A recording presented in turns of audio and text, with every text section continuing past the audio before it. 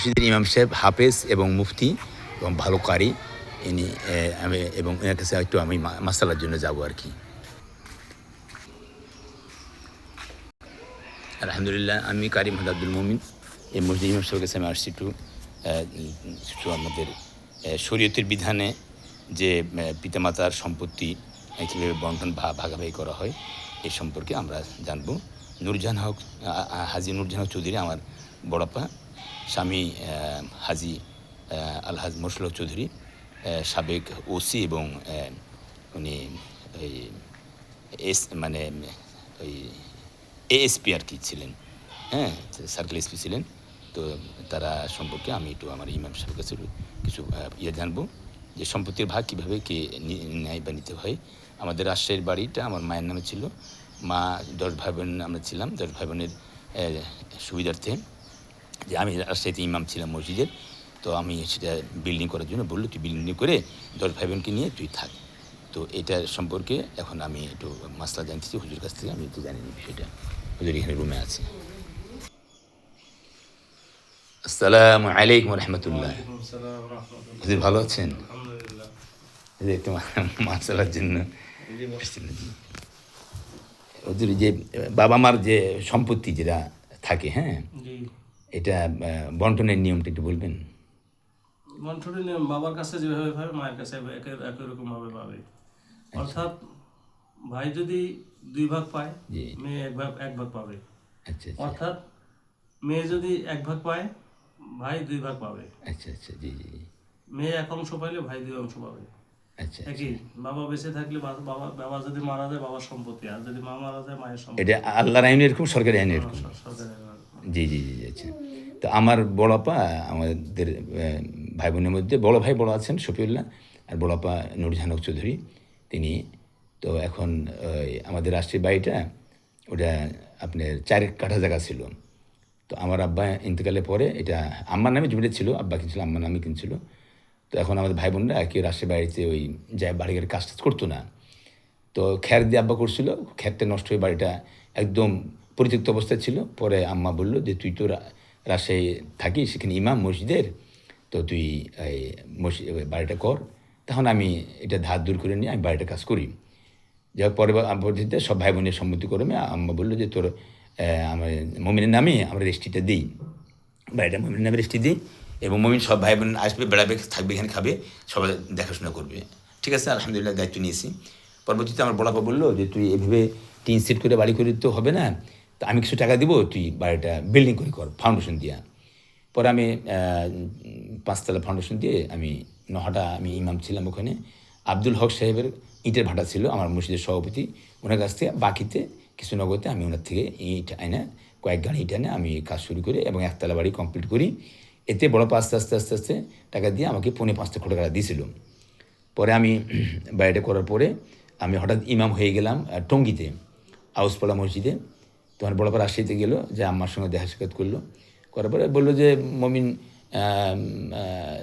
আম্মা সবার সামনে আমাকে বললো যে মমিন তুই এক কাজ কর, তুই তো আমার থেকে 5.5 লাখ টাকা নিছিস, এটা কাছে শোধ দিতে বহুত সময় লাগবে, হ্যাঁ, তার চেয়ে তুই টঙ্গীতে আমার সাভার জিরাবো ঘোষবাগে আমার 1 বিঘা জায়গা আছে, সেখান থেকে তোকে 4 কাঠা জায়গা দেবো, তুই এখানে আমাকে বাড়িটা দিয়ে দে, তাহলে তোর মানে ওই বাড়ির তো আমার টাকা দিয়ে করা। সে বলতেছে ওখানে আমার 1 লাখ খরচ ছিল, তো মোট 6.5 লাখ টাকা খরচ হয়েছিল, উনি 5.5 লাখ টাকা দিয়েছিল।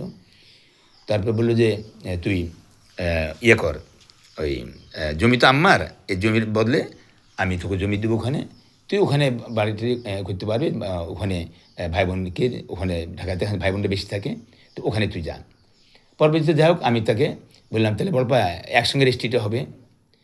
বলে আমার তো দলিলপত্র তো তোর ঢাকা যায় রেজিস্ট্রি করতে হবে, ঢাকা যায় রেজিস্ট্রি করতে। আমি দলিলপত্র আনছেন? বলে হ্যাঁ সব নিয়ে আসছি, তুই চ আমি করে তুই আগে এখানে রেজিস্ট্রি দিয়ে দে। কীভাবে রেজিস্ট্রি দেবো? তো দানপত্র হিসেবে। পরে আমি দানপত্র হিসেবে আমার বোনকে আমার তো ছেলে মেয়ে সব আছে, আমি তো দান করতে পারি না, দান হবেও না এটা। তারপর যাক দানপত্র হিসেবে সে বললো, আমি রেজিস্ট্রি দিলাম। দেওয়ার পরে এখন আমরা ঢাকায় আসলাম। এখন সে বলে যে ওহো আমার দলিল তো আমি আনি নাই, আমি তো চিরাং রেখেছি চট্টগ্রামে। তা আপনারা বললেন যে আমি দলিল নিয়ে এসেছি, কয় না ভুল হয়ে গেছে, দলিল আনি না, আমি দলিল আনি তোকে রেজিস্ট্রি দেবো। তারপরে যায় 1 মাস 2 মাস 3 মাস 1 বছর হয়ে গেলো, না কোনো খবর নেই ওনার। হ্যাঁ, কেন তাই কেন মা আম্মা বললো এ বললো সবাই বললো, কোনো ইয়ে নাই। সে পলিসি কী করে গেলে, আম্মা তো অসুস্থ, আম্মাকে সে নিয়ে চলে এলো চিটাঙে, নিয়ে সেখানে 1 বছরের মতো হয়তো ছিল। ওই খিচুড়ি টিচুড়ি একটু খাবে তো, হালকা পাতলা খিচুড়ি টিচুড়ি দিত, হ্যাঁ, তো ভালো খানা দিত। আমার মেজাপা মনোয়ারাপা গেছিলো, যে দেখছে যে একটু খিচুড়ি আনছে, তো কাজের মেয়েটা আছে, ও কাজের মেয়ে তো অর্ধেকের বেশি খাই ফেললো, আম্মাকে একটু দিল আর আমার হলো না। যাই হোক, এভাবে তো এখন আম্মা ইন্তেকাল করছেন, করার পরে এখন উনি আজ আমাকে সাপের জায়গায় দেয় না। পরে আমি ওই আপনার আইজি সাহেবের, AIG সিসেল ক্রাইম, হ্যাঁ, আইজি সাহেবের এক বন্ধু, উনাকে আমি আরবি পড়াতাম, ডাক্তার আব্দুল ওয়াদুদ, উনি এখন আছেন, উনি হলো বাবর রোডে, উনি পড়ালাম। তো উনি একদিন কথা প্রসঙ্গে বলতেছে যে হুজুর, যশোরবাড়ি তো, আপনি যদি কোনো সমস্যা পড়েন তাহলে আপনি ইয়ে করেন, আপনি বললেন আমাকে, আমার এক বন্ধু আছে পুলিশ কর্মকর্তা, আপনাকে হেল্প করবে। আমি বললাম কী ধরনের কর্মকর্তা? উনি বললো যে পুলিশ ওসি যারা এরা অপরাধ করলে যিনি এটা শায়েস্তা করেন, বিচার করেন, উনি হলো AIG সিসেল ক্রাইম, দেলোয়ার সাহেব, কথা বললো। বলার পরে আমি বললাম হ্যাঁ হ্যাঁ হ্যাঁ ভাই আমার বড়াপা আমার রাজশাহী বাড়ি নিয়েছে, সাপের জায়গা দেবে বলে, আর সাপের জায়গাটা আমাকে দেয় না, কোনো পাত্তা দেয় না এখন, হ্যাঁ, তো এখন এটা তো বলে তাহলে আপনার সঙ্গে কথা বলাই দেবো। তো একদিন আমার সঙ্গে আইজি সাহেবের সঙ্গে কথা বলাই দিলেন, কথা বলে উনি একদিন আমাকে ডাকলেন। তো আমি তখন রেডিও অফিস করলেন মসজিদের ইমাম। তখন আমি কী করলাম, আমার এক মুসল্লি ছিলেন, আপনার ওনার নাম হলো লুৎফর রহমান, হাজি লুৎফর রহমান, উনি অনেক প্রবীণ লোক, উনি বঙ্গবন্ধুর সাথে রাজনীতি করছেন, তারপরে আপনার ওই যে ভাসানির সাথেও বিভিন্ন নেতাদের সাথে তিনি চলাফেরা উঠে বসে করেছেন। তো ওনাকে নিয়ে আমি গেলাম, হ্যাঁ, উনি তখন আইজি সাহেবের সঙ্গে কথাবার্তা হইতে হইতে এক পর্যায়ে উনি বললেন, লুৎফর রহমান সাহেব বললেন, স্যার এটা আপনার কর্মকর্তা, পুলিশ কর্মকর্তা, উনি আপনি স্যার এটাই বিচার করে দিতে পারেন। বলে আচ্ছা আচ্ছা হ্যাঁ ঠিক তো, আচ্ছা ঠিক আছে, আমি বিষয় দেখছি, তাহলে দরখাস্ত করতে হবে। পরে আমি দরখাস্ত করলাম, আমার কাগজপাতি, আমার ডকুমেন্টস আমার যা ছিল, আমি 37টা ডকুমেন্টস দিয়েছি। এমনকি যে আমি যে কল্যাণপুর ইমাম ছিলাম, ওখানে আমার কাছে এক ম্যাজিস্ট্রেট, উনি বিশেষ দিছে, তখন ম্যাজিস্ট্রেট হয়নি, উনি আমার কাছে আরবি পড়তো। তো বড়াপা কী করছে, এটাকে ঠেকানোর জন্য, আমার কিছু না দেওয়ার জন্য, টঙ্গিতে একটা জিডি করছে আমার নামে, মিথ্যা জিডি, এবং মিরপুরে 1 নম্বরে একটা জিডি করছে, এবং রাজশাহীতে রাজশাহী থানায় একটা জিডি করছে, যেন আমি তাকে সে আবার দুলাভাই ওসি, হ্যাঁ, থানা ওসি, বুঝছেন ব্যাপারটা, যেন সে তার স্বামী ওসি, সেজন্য আমরা কোনো রকম ইয়ে করতে না পারি। সে খুব দাপট দেখায় এভাবে সে আপনার এই আমার বিভিন্ন মসজিদে যে আমার হামলা করছে, আমি যেন ইমামতি করতে না পারি। যাই হোক, শেষ পর্যন্ত সে আমাকে দেনা। পরে আমি এখন আইজি অফিসে দরখাস্ত করলাম, করার পরে আইজি সাহেব এটা ইনকোয়ারিতে তদন্ত দিল, রাজশাহীতে আমার বাড়িতে গেল, যে আমার ভাইরা SP অফিসের জালাল, হ্যাঁ, জালাল সাহেব, বুঝছেন খাইছেন, হ্যাঁ, আপনি আমাদের তাকায় থাকেন, হ্যাঁ, SP অফিসের তাকায়। তখন SP অফিসে আমার জালাল ভাই ছিল, উনিও বললো যে হ্যাঁ, কারি মমিন সাহেব এখানে ছিল দায়িত্বে, বাড়ি তার মা থেকে তাকে দিয়েছিল, সে তার মমিন থেকে রেজিস্ট্রি নিছে, নিয়ে সাবার জায়গা দিবে বলে আর দেয়নি, এটা আমরা জানি। পরে আমার বড় ভাই শফিউল্লাহ পুলিশ, উনি পুলিশ ডিউটি চাকরি করতো, পুলিশের কনস্টেবল ছিল, উনাকে বললো, উনিও বললো যে হ্যাঁ এটা সত্য ঘটনা। পরে SP ইন্সপেক্টর ইনকোয়ারিতে গেলো, আমার বাড়িতে সব তদন্ত করে টুলে আত্মীয় সবাইকে বলে, এলাকার লোককে বলে, সবাই দেখলে হ্যাঁ ঘটনা সত্য। তারপর আমার ডকুমেন্টস কাগজপাতি, পরে আইজি অফিসে আইজি সাহেবকে সেটা বলছেন। পরে AIG সিসেল ক্রাইম দেলোয়ার সাহেব দুলাভাইকে কল করলো, তাকে দুলাভাই ছিল কক্সবাজারের ওসি, ইন্সপেক্টর ছিল কক্সবাজারে, সেখান থেকে তাকে ক্লোজ করে নিয়ে আসে ভালো দামপাড়া পুলিশ লাইন, অর্থাৎ চট্টগ্রামে। সেখানে আনার পরে তাকে যখন ক্লোজ করে ফেললো, তখন দুলাভাই কান্নাকাটি করে বলা পাক বলছি, তুমি তোর ভাইকে তুই রাজশাহী বাড়ি দিয়াই না, সাবার 4 জায়গা দিয়াই, যদি 2টা দিয়ে দে, তাকে মীমাংসা কর, তুই আমার চাকরি থাকে না। তখন আমার বোন কী করলো, ওই আসে আমার রেডুকুলের মসজিদে আসে, সভাপতি কমিটির কাছে, মুসলিমের কাছে কান্নাকাটি করে ওঠে, MPS খালেক সাহেবের কাছে যে কান্নাকাটি করে ওঠে, সে এক পর্যায়ে আমাকে MP দেখলো, ইমাম সাহেব কী ব্যাপার, কী হয়েছে? আমি বললাম স্যার, ও তো আমার বোন আমার থেকে বাড়ি নিচ্ছে, আমাকে জায়গা দিবে বলে আর দেয় না। আমার MP সাহেব MPS খালেক সাহেব বললেন, দেন না কেন, আপনার ছোটো ভাই আপনি ওয়াদা করে নিচ্ছেন, দেন না কেন? কয় না, ওটা আমার মায়ের জমি, আমি ওটা বলছি আমি দেবো না। হ্যাঁ, কী দেবেন আপনি, কিছু দেন, বলে আমি 1 লাখ টাকা দিব। হ্যাঁ, তো দেন, তা ওটাও দেয়নি। তো পরবর্তীতে এসে সে কী হলো, মানে 1 লাখ টাকা মানে কি, আমি আবার একটা টিন সেট করছিলাম, হ্যাঁ, আগে ওখানে 1 লাখ টাকা খরচ গেছিলো। মানে রাজশাহী বাড়িতেই একটা টিন সেট করেছিলাম, 2 রুম বাথরুম অ্যাটাচ দিয়া। যাই হোক শেষ পর্যন্ত সে কী করলো, আমাকে ওটা দিল না।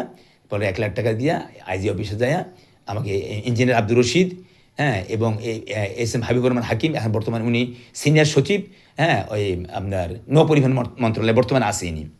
ইনার সামনে মিরপুর থানাতে ওসি সাহেবের সামনে আমার বোন আমার দাঁড়িয়ে ধরে এক থাপড় দিয়েছে গালের উপরে, হ্যাঁ, যে তোকে আমি ছোটোবেলা মানুষ করছি, হ্যাঁ, লেখাপড়া শিখেছি, তুই আমার টাকা আবার বাড়ি চাস, টাকা চাইস।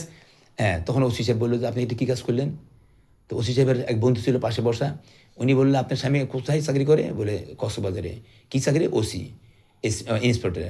বলে আমার বন্ধু, উনি বলে আমার বন্ধু এসপি কক্সবাজারের, আপনি দেখবেন আপনি কী করতে পারি আমি। বলি না না না না না, আমার হাজবেন্ড কিছু করে না, ওনার কোনো দোষ নেই, ওনার দোষ নাই। তা আপনি কী কেসটা করলেন এটা? হ্যাঁ, পরে যা ওখানে ভুল ভ্রান্তি মাপ সাপ চাই, ওখান থেকে বিদায় নিয়ে আসছে। তো এই হলো অবস্থা। যাই হোক, তো এখন আপনার এই আপনি এখন উনি আমাকে 1 লাখ টাকা দিয়া দিছে এবং বলছে রাজশাহী বাড়িটা আমাদের 10 তলা, আপনার 5 তলা ফাংশন করবে, 2টা করে ইউনিট করবে, করে সে আমাদের সব ভাই বোনকে একটা করে ইউনিট দেবে। এই চুক্তিতে আমি তাকে 1 লাখ টাকা দিয়ে আমি দিই, কিন্তু সে ও রাজশাহী বাড়িটা পরে বিক্রি করে দেয়। বিক্রি করার সময় আমরা যখন বলি আপনি বিক্রি করছেন কেন, বলছে আমি সাভারে তো কম দামি জমি কিনে তোদেরকে ওখানে আমি ফ্ল্যাট বাড়ি করে দেবো, বেশি জমি কিনতে পারবো। কথা বুঝছেন? কিন্তু ওটা আসে সে সাভারে কী করলো, 35 লাখ টাকা বেচতো, 35 লাখ টাকা দিয়ে সে তার নামে জমি কিনলো। এটা, হ্যাঁ, একটা ভালো বাড়ি কিনে ফেললো 200 জায়গা সহ। ওটা হলো আপনার জিরাবোতে। তো এই অবস্থাতে এখন সে আমাদেরকে কিচ্ছুই দিচ্ছে না, কিচ্ছুই আমরা পাইতেছি না। না পাইয়া আমরা আমার ভাই হান্নান তাকেও গুম করে ফেলাইছি, সে এখন নাই। ওই যে তার নামে ছিল, এক কাটা জায়গা ছিল, সে এক কাটা কিনে নিছে 50 টাকা দিয়ে, ও টাকা ব্যাংকে জমা রাখতে গেছে, ব্যাংকে জমা রাখতে দেয়, সে নমিনি কাকে রাখবে, আমার বোন আবার নমিনি হয়েছে। এখন আমার ভাই নাই, ওইদিকে কারি আব্দুল হান্নান নাই, ওকে পাওয়া যাচ্ছে না খুঁজে। আর আমার ছেলে সরোয়ার, তাকেও গুম করে ফেলাইছে। মানে এরা মাঝে মাঝে টাকা চাইছে, আস্তে আস্তে আস্তে এখন মানুষ আমার বলছে তোমাদের সব ভাই বোনকে গুম করে ফেলাবে এই নূরজাহান হক চৌধুরী। এখন তোমরা কী করবা? এখন দেখো বর্তমান সরকার, বিএনপি সরকার আসছে, ইনারা আইনের শাসন প্রতিষ্ঠা করবে এবং অন্যায় কিছু প্রশ্রয় দিবে না। এখন আমি আবার আইজি সাহেবের কাছে যাব, যাই ওই অফিসে কাগজপাতি সব নথি জমা আছে, দিয়ে আমি একটা সাংবাদিক সম্মেলন করব। বুঝতে পারছেন? কারণ আপনি যেহেতু ইমাম মানুষ, আপনি বলেন এটা আমরা কীভাবে টাকা, আমাদের সম্পত্তি, আমাদের মায়ের হক, আমরা অনেক কষ্ট করে আমার ওই বাড়িটা আমি ধরেছিলাম। এই আমার বোন আমার শেষে সব কিছু নিয়ে চলে গেল, টাকা পয়সা ধন সম্পত্তি সব নিয়ে আমার ভাইকে গায়েব করে ফেলাইলো, আমার ছেলে সরোয়ারকে গায়েব করে ফেলাইলো। আপনি তো আমার সরোয়ার ওস্তাদ। তো এখন আমরা কী করতে পারি, আপনি আমাকে পরামর্শ দেন ইসলামিক কোরআন হাদিস অনুযায়ী। কোরআন হাদিস অনুযায়ী তো ওই সিস্টেমেই যেটা বললাম, মায়ের ভাগ অথবা বাপের সম্পত্তি মায়ের সম্পত্তি ছেলের একই হিসাবে ভাগ পায়, মেয়েরও একই হিসাবে ভাগ পায়। হ্যাঁ, এখন যে সব মারি দিল উনি একাই, উনার মেয়ে লন্ডনে আছে, মেজুমের লন্ডনে, ফিরোজ হক চৌধুরী পপি, সে লন্ডনে সরকারি কলেজের প্রফেসর। আচ্ছা, আফরোজ হক পলি, সে হলো আপনার এই উত্তরা কলেজের প্রফেসর, প্রত্যেক ফ্ল্যাট বাড়ি, প্রত্যেক বাড়ি গাড়ি আছে। হ্যাঁ, মলি, হ্যাঁ, মাহমুদ হক চৌধুরী, এ সবার ফ্ল্যাট গাড়ি আছে। তার ছেলের নাম হলো আপনার এই আলিফ, ছোটোটার নাম আলিফ, বড়টার নাম হলো ওই যে বড় ছেলের নামটা তো ভুলে গেলাম। তো সবাই স্টাবলিশ। তো এখন আইনের সাথে আইনের কাছে, হ্যাঁ, আইনের কাছে যাবো। জি জি জি, বাংলাদেশের আইন আছে, বাংলাদেশ আদালত আছে, আইন আদালত আছে, আপনি আদালতের সাথে পরামর্শ করে, আচ্ছা আচ্ছা, আইনজীবীদের সাথে পরামর্শ করে আপনি যেটা ভালো হয়। জি জি জি জি। আপনি যেটা বললেন যে পুলিশ সুপার কে আছে আপনার পরিচিত, ম্যাজিস্ট্রেট আছে আপনার, না ওই যে এআইজি সিসিএল ক্রাইম, মানে আইজি অফিসে তো 2002 সালে, হ্যাঁ, ওনার সঙ্গে যোগাযোগ করে, হ্যাঁ হ্যাঁ হ্যাঁ, করে আপনি সব কিছু করেন। জি। আর আমার ভাইকে পাওয়া যাচ্ছে না, কারি আব্দুল হান্নানকে, আমার ছেলেকে পাওয়া যাচ্ছে না খুঁজে। আপনি আইনের কাছে যান, আইনের কাছে সব সমাধান আছে। মাশাআল্লাহ মাশাআল্লাহ, আল্লাহ কবুল করুক, দোয়া খের করেন, আল্লাহ যেন সহি সালামতে আমাদের সবাইকে রাখে, আমরা যেন সবাই নিয়মিত চলতে পারি। আল্লাহর বান্দা, একদিন দুনিয়া আমি থাকবো না, আমি কারি মোহাম্মদ আব্দুল মুমিন, পিতা নাজির আহমদ, মাতা ওহিদা বেগম, আমার দেশের বাড়ি রাজশাহীতে, জন্মস্থান, এখানে আমি সাভারে হেমেদপুর থাকি। আল্লাহ তৌফিক দান করুক। আল্লাহ আমার ভাই বোনকে হেদায়েত দেখ। সে কাউকে মানে না, সে কয় কি, আমি বলছিলাম এদিনকে, আমি প্রধানমন্ত্রী তার আইজি অফিসে যাবো, বলছিলাম আইজি অফিসে যাবো, আবার বলে আইজি অফিসে কেন, প্রধানমন্ত্রী তারেক জিয়ার কাছে যাও গা, কোনো লাভ হবে না তোমার, দেখি লাভ হয় কিনা। হ্যাঁ, আল্লাহ তৌফিক দান করুক। শেখ হাসিনা এরকম বলছিল 40 বছর, 2040 সাল পর্যন্ত আমি দেশ চালাবো, একথা বলছিল, টিকতে পারেনি। আইনের কাছে, অন্যের কাছে কেউ টিকতে পারবে না।